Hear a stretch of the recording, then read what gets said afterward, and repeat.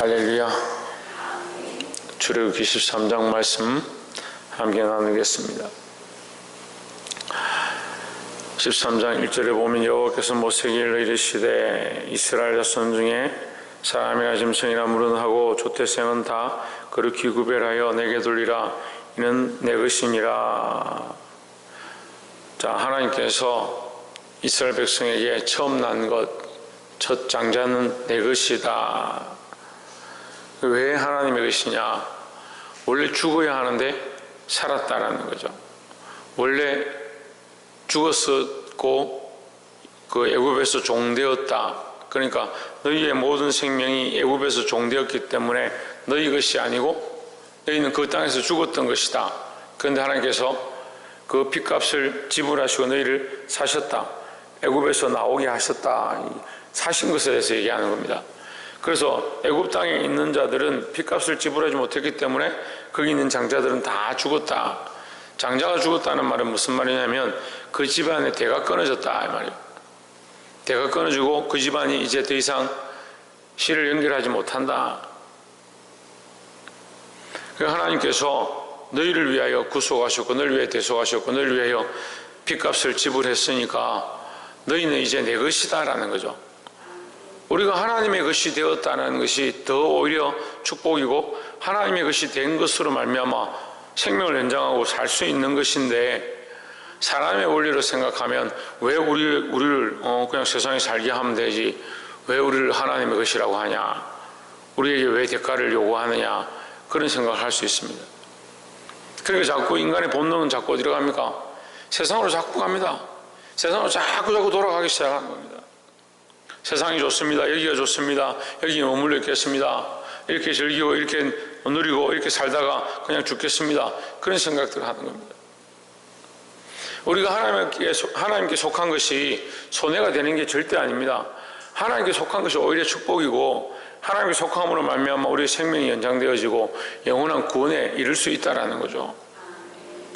그래서 하나님께서 너희의 핏값을 지불하셨기 때문에 이제 너희는 하나님의 것이 되었다. 이건 죽는 것도 아니고 빼앗기는 것도 아니고 하나님의 것이 됨으로 이제 하나님 안에서 영원히 살 수 있게 된 것이다라는 거죠. 근데 하나님 안에 영원히 사는 것을 별로 안 좋아합니다. 왜 그러냐? 하나님 안에 살면 구속되어지니까. 이 구속이 자유고 이 구속이 기쁨이고 이 구속이 즐거움이 되어야 하는데 시대가 악해지니까요 자꾸 하나님에게로부터 분리되어지는 것을 좋아하는 겁니다. 시대가 악해진다는 게 뭐냐면 세상에 즐길 것들이 너무 많고 세상이 너무 재밌고 세상에 이 생명이 너무 길어지고 세상에 살아가는데 별 지장이 없다는 거죠. 세상이 너무 좋고 세상에 즐길 거리들이 많아지니까 하나님 안의 기쁨, 하나님과의 교제, 하나님과의 은혜, 이건 별로 안 기쁜 것이 되어버리는 겁니다. 그러니까 회개를 하기 싫죠. 예배를 하기 싫죠. 기도하기가 싫죠. 하나님 앞에 나와서 자기 죄를 토설하고 회개하고 자복해야 되고 자기 연약함들을 내려놓아야 되는 것, 그거는 힘들고 자기를 쳐서 복종케 하고 하나님 말씀 앞에 서고 돌아보면 자기 연약함들을 보게 되니까 그거 힘든 겁니다. 근데 세상에서 사람들 만나고 친구들 만나고 세상에 맛있는 거 먹고 즐기면 그건 좋은 거죠. 자기 하고 싶은 것들을 할 수 있으니까. 그러니까 하나님 안에서 하나님의 은혜로 구속되었다는 이 사실이 우리가 좋고 안 좋고의 개념을 떠나서 세상의 것보다 하나님의 은혜 안에 구원받았다는 이 사실을 우리가 기억해야 되는 겁니다. 그래 이제 내 것이 아니고 주님의 것이 되었다는 거죠. 아유, 그거는 뭐 구약의 그런 관점이겠죠. 그렇지 않습니다. 예수님께서 십자가 가운데 우리를 구속하셨습니다. 내가 주와 함께 죽었으니 주와 함께 살고 이제는 내가 사는 것이 아니고 어디서 사느냐? 그리스도 예수 안에서 산다. 우리가 예수 그리스도 안에서 살아야 될 그리스도의 백성이 되었다는 거예요. 이제 사는 것은, 내가 사는 것은 나를 위해 사는 것이 아니고 나를 위하여 죽으신 그리스도를 믿는 믿음 안에서 산다라고 했습니다. 그래서 삶의 목적과 방향이 바뀌어야 되죠. 이제 우리가 생명의 연장을 받았습니다. 장자들이 다 죽고 희생되고 그 애굽 땅에서 묻어야 될 그런 자들인데 하나님 은혜로 영원한 생명을 얻었다. 피로 사신 이 은혜를 잊지 않고 늘 기억하시기를 주의 이름으로 축원합니다. 우리가 두 번째 기억할 것은 9절에 보시면 이것으로 내 손의 기호와 내 미간의 표를 삼고 여호와 율법으로 내 안에 있게 하라. 이는 여호와께서 능하신 손으로 너를 애굽에서 인도하여 내셨음이니 했습니다. 처음에 나눈 말씀과 비슷한데 하나님께서 우리를 구원하셨다, 구속하셨다, 피값으로 사셨다. 그럼 이것을 뭐 해야 되냐? 우리가 기념하고 기억하고 표를 삼아야 된다. 표를 삼는다는 건 무슨 말이냐면요, 그 표로 사는 겁니다. 그 표로. 지금 이제 그 병원들이 격리를 많이 하고 이 조금만 호흡기 질환이나 열이 있으면 못 들어오게 하니까 이게 병원에 들어갈 때 다 검사를 합니다. 사진을 찍고 카메라로 적외선으로 찍고 열을 재기도 하고 2중 3중으로 합니다. 하고 나서 어떻게 하냐? 표를 붙이는 표를 붙이는. 표를 왜 붙이냐? 어디를 가든지 어디를 통행하든지 가서 이 표를 보여주면 통행이 되는 거예요. 근데 이 표가 없으면 다시 검사를 하든지 다시 점검을 해야 되는 겁니다. 우리가 표를 받았다는 것은 항상 그의 것이다라는 겁니다. 하나님의 것이라는 표를 한 겁니다. 그럼 오늘 하루를 살면서 하나님의 것인 하나님의 백성 되어진 표로 살아야 됩니다. 우리가 이걸 잊어버린다는 거예요. 이걸 기억하라는 거예요. 기억하기 위해서 기념표를 삼고 기억하기 위해서 기호를 삼는 겁니다. 2002년 월드컵 우리가 기억할 겁니다. 나라가 들썩들썩하고 저도 굉장히 즐거웠던, 그리고 너무나도 나라 백성들이 하나 되었던 그런 기념의 날들입니다. 그 경기를 하는데 2002년 때 그렇게 잘하던 한 선수가 하루는 우리나라하고 다른 나라로 이렇게 경기를 하는데 거꾸로 공을 몰고 간 거예요. 그걸 역주행을 했죠. 역주행. 거꾸로 공을 몰고 왔어요. 그래서 엄청난 비난을 받았어요. 사람 한 6명 제끼고 갔는데 거꾸로 갔어요. 역주행 드리블이다, 이런 얘기가 있었습니다. 왜 엄청난 비난을 받느냐? 대한민국 대표고 대한민국 편인데 그가 너무나도 빠르고 너무나도 잘 드리블을 했는데 어디로 갔냐? 거꾸로 가서 우리를 위협했다는 거예요. 자기도 모르게 가다 보니까 거꾸로 가버린 거예요. 편을 모르고 방향을 모르면 이게 심각한 거예요. 우리가 하나님의 편이고 하나님의 구속된 자고 하나님의 자녀인데 세상의 습관을 따라 살고 세상이 원하는 원리를 따라 살고 결국 마귀가 원하는 것 앞에 가서 무릎 꿇고 있으면서 나는 절한 적도 없고 제사 지낸 적도 없고 내가 사단을 사랑한 적도 없는데 무슨 얘기냐? 우리 속에 있는 가치관과 논리가 계속 이론이 뭐가 되어 있느냐? 세상의 논리와 이론과 가치관으로 되어 있습니다. 그렇게 살아가면서 아무렇지도 않다는 거예요. 자기가 사랑하는 거 사랑하고 자기가 좋아하는 거 좋아하고 자기가 즐기는 거 즐기는데 무슨 문제냐? 하나님 안에서 다시 태어나서 하나님의 백성으로 다시 태어났다면 이전에 사랑하던 방식, 내가 나를 사랑하고 내 자녀를 사랑하고 내 가족을 사랑하고 내 이웃을 사랑했던 방식, 내 기준이잖아요. 내가 사랑하던 방식이잖아요. 그리스도 안에 들어왔으면 이거 바꿔야 되는 겁니다. 하나님의 은혜로 내가 새로 태어났다면 이제 내가 하나님의 것이니까 내 방법과 내 감정으로 사랑하는 게 아니고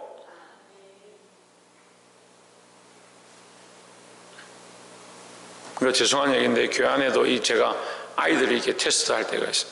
애들을 훈련시키고 책망하고 바르게 교육시킬 때가 있습니다. 그러면 100에 100 부모들이 다 속이 상해하는 거예요. 왜 속이 상할까? 제가 고민을 해봤어요. 생각과 가치관과 초점이 다른 거예요. 초점이. 하나님의 관점과 하나님의 시각과 하나님의 초점으로 보면 이제 내가 나를 사랑하는 관점이 아니라 하나님의 사랑으로 이 아이들을 훈련시키고 하나님 말씀으로 양육해야 되는데 이 감정이 올라오는 거예요. 감정이. 그게 애정인 줄 착각하는 겁니다. 인간이 본능대로 할 것 같으면요, 짐승과 다를 게 뭐 있습니까? 하나님의 그 심을 기억해야 된다. 기념하라. 표를 삼아라는 거죠. 우리가 누구 편이냐, 어느 쪽에 서야 되느냐. 그러니까 교회 안에서도요, 하나님 일을 하지 않고 마귀 일을 하면서 그게 하나님 일인 줄 착각하는 겁니다. 자기 감정대로 가르치고 전도합니다. 설교를 하는데 착하게 살면 됩니다. 이 땅에서 복 받으면 됩니다. 하나님 말씀대로 살면 잘 될 겁니다. 내 지경을 넓혀주실 겁니다.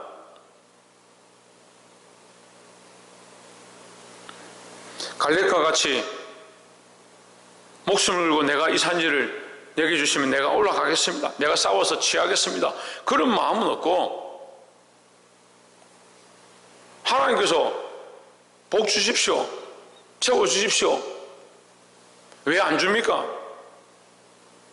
다 어린애 같다. 어린애 같다.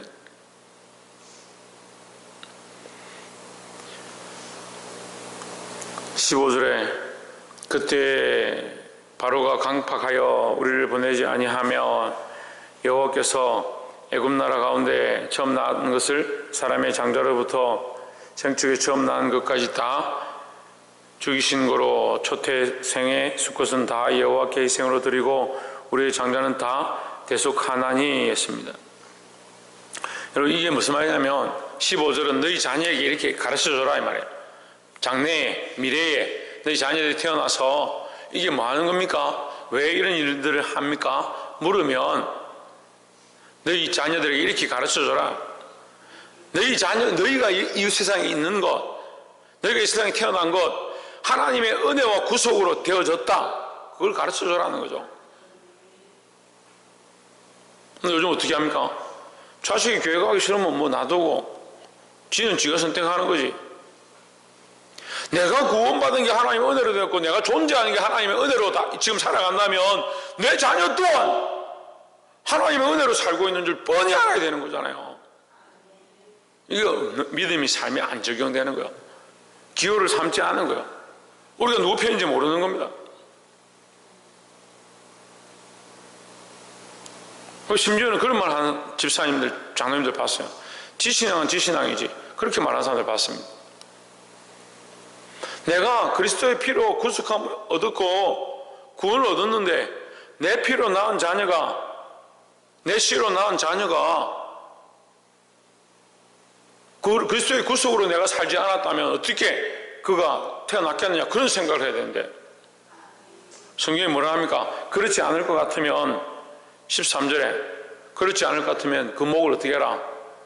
꺾으라. 그렇지 않을 것 같으면 차라리 죽는 게 낫다.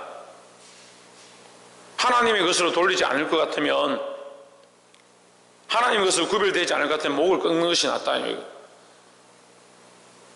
잔인한 얘기 같은데요, 영적 의미를 알아라고요. 영적 의미를. 하나님의 생명이고 하나님께서 주신 은혜다라는 거죠. 하나님께서 살게 하셨는데 왜 네 마음대로 사느냐, 그럴 것 같으면 목을 꺾는 것이 낫다 이 말이죠. 꼭 말씀 일이 전하면 목을 꺾으라 했네, 목사님 목을 꺾으라 했네, 그것만 기억하고 있네.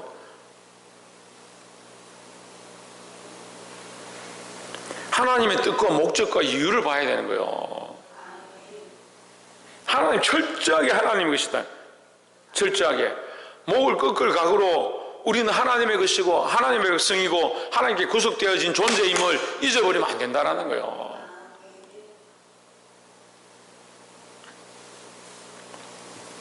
마지막 세 번째로 나눌 말씀은 18절에 그러므로 하나님이 홍해의 강약길로 돌려 백성을 인도하심에 이스라엘 자손이 애굽 땅에서 항오지어 나올 때에 했습니다.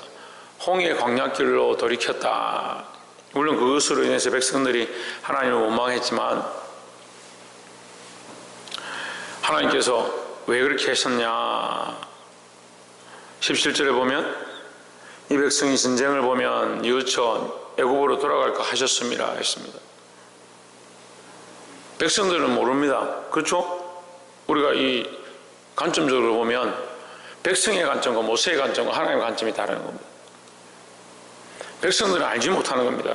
왜 지금 이 길로 가는지, 우리가 지금 어디로 가고 있는지, 어느 방향으로 가고 있는지 알지 못합니다. 근데 하나님은 뭘 하고 계시냐? 하나님은 그들을 위하여, 그들을 사랑하는 방법으로, 그들을 구원하기 위해서 그들에게 은혜를 베푸셔서 그들이 전쟁을 보면 오히려 도망칠까봐 그들을 은혜로 인도하기 위해서 홍해를 인도하셨다는 거예요. 알지 못하는 백성들은 홍해 앞에서 어떻게 합니까? 모세를 원망하고 하나님을 원망하기 시작합니다. 우리 인생의 여정을 누가 알겠습니까? 지금 너무나도 힘든 가운데 있습니다. 교회가 너무나 힘들고요. 이 나라의 교회들이 너무나도 힘든 가운데 있습니다. 이 상황들이 좀 더 오래 가면요, 앞으로 교회들이, 개신교가 어떻게 써야 될지, 어떤 방향으로 목회해야 될지 참 고민스러운 그런 시대 가운데 있습니다. 그것은 우리의 환경이고요. 여러분, 그것은 우리의 환경이잖아요. 그걸 누가 보시냐? 하나님께서 인도하고 계시는 겁니다. 그럼 우리는 누구를 의지해야 합니까? 하나님을 의지해야 되죠. 지금 상황이 너무나도 녹록지 않고 앞뒤로 사방으로 우겨싸움을 당한 것 같은 그런 상황 가운데 있지만, 제가 사방으로 우겨싸움이라는 말씀을 묵상하면서 이게 무슨 뜻일까 이런 생각을 했는데, 한 번은 이제 목사님들과 같이 식사를 하다가 이렇게 쌈을 가지고 고기를 얹고 이게 반찬을 얹고 이게 제가 싸더라고요. 그게 먹는데 이게 사방으로 우겨싸움이구나. 예? 음식을 먹는데 여기다 고기를 한 점 올렸습니다. 쌈을 가지고 양 사방으로 다 쌌습니다. 그 고기가 어디로 나올 겁니까? 이게 사방으로 우겨싸면 피할 곳이 없는 거예요. 피할 곳이 없지만 하나님은 피할 길을 내시는 게 사방으로 우겨싸움을 당한 그리스도인의 모습이다. 세상 우리를 다 둘러싸고요, 세상의 원리대로 하면 우리에게 가능성이 없습니다. 하지만 하나님은 어떻게 하시냐? 이곳에서 나오게 하시는 거예요. 홍해를 지나서 갈 수 없는 이 인생들 가운데, 이 광야 가운데 살 수 없는 인생들 가운데 하나님 뭘 베풀어 주시냐? 21절에 여호와께서 그들 앞에 행하사 낮에는 구름 기둥으로 그들의 길을 인도하시고 밤에는 불기둥으로 그들에게 비치사 주야로 진행하게 하시니 했습니다. 광야 길 가운데 아무것도 할 수 없는, 갈 수 없는 그 길 가운데 하나님께서 낮에는 구름 기둥으로 밤에는 불기둥으로 그들을 인도하셨다. 원래 광야 길 갈 수가 없는 거예요. 그 사막길을 어떻게 갑니까?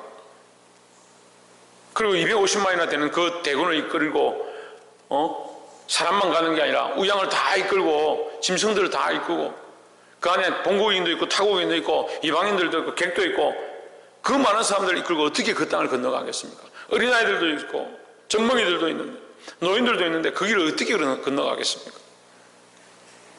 그런데 하나님 그 길을 인도하시는데 그들이 앞서가서 가신다. 여러분, 우리가 이 사방으로 우겨싸움을 당한 이 상황들 가운데, 어려운 여건들 가운데 하나님의 은혜를 기억하고 하나님께서 우리를 구원하시고 인도하고 계시다는 사실을 늘 잊지 말고 승리하시기를 주의 이름으로 축원합니다. 그들은 어떻게 하느냐? 진행했다. 앞으로 나아갔다. 말씀을 맺겠습니다. 하나님 우리 앞서 나가십니다. 우리도 진행하고 앞으로 나가면 됩니다. 이게 믿음의 결단이고 믿음의 발자취고 말씀을 따라 순종하는 겁니다. 다 보고 되어지는 것들 따라 걸어갈 것 같으면 누가 못하겠습니까? 왜 믿음이 필요하냐? 보이지 않고 세상의 논리에 맞지 않고 사방으로 우겨싸움을 당한 것 같으니까 믿음의 결정들하고 믿음의 선택들을 해야 되는 겁니다. 여러분, 뒤로 보면, 과거로 돌아보면 하나님께서 구속하셨고 구원하셨고 그 애굽에서 나오게 하셨던 일이 있고, 앞으로 보면 구름 기둥과 불 기둥으로 인도하고 계신 것들이 보이는데 왜 앞으로 진행하지 못합니까? 하나님 우리를 구원하셨고 구속하셨고 십자가의 은혜로 사셨음이 뒤에 보이고, 지금 하나님 우리에게 표를 주신 이 표가 보이고, 영원한 소망이 보이고, 하나님 우리 앞에 인도하시는 것들이 지금 보였고 우리가 지금까지 경험했는데 왜 믿음의 결정들을 하지 못하냐는 거예요. 사랑하는 성도 여러분, 이 어리석은 모습들을 내려놓고 믿음으로 결단하고 하나님의 인도하신 가운데 승리하시기를 주의 이름으로 축원합니다. 기도하겠습니다.